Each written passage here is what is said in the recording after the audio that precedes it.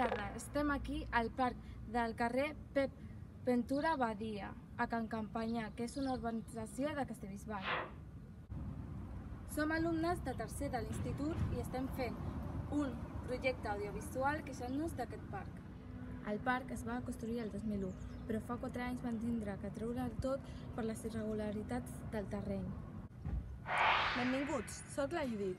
El problema a solucionar d'aquest parc, a part del seu terreny molt irregular, són els desprendiments, ja que està en un precipici.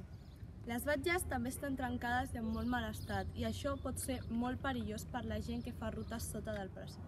Els inconvenients de reformar el parc són els següents.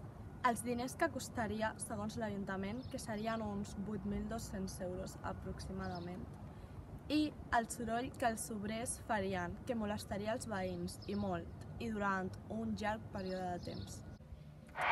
Hola, sóc el Biel Ramírez i ara anem a buscar alguna veïna perquè ens parli sobre aquest parc.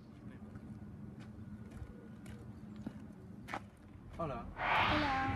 Sóc un periodista de l'Institut Castellbisbal. Et podem fer unes preguntes? Esclar. Bueno, em permets que me senti? Sí. I com et dius? Alexia. I vius per aquí, per aquesta zona? Sí, aquestes cases d'aquí. I què opines del parc? Pues la veritat que és una vergonya que estigui així, perquè fa uns anys tenia vida. I tu creus que l'haurien d'arreglar?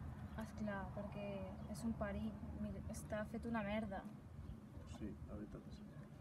I quant de temps porta així?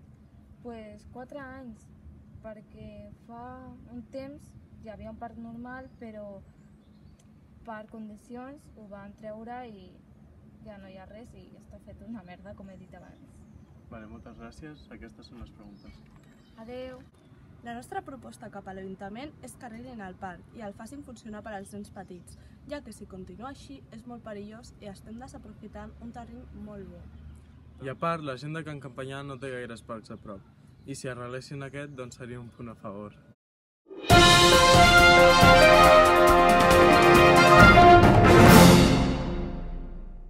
Aquest, doncs... ¡Qué susto! Ai, ai, no. Que hubiera quedado más.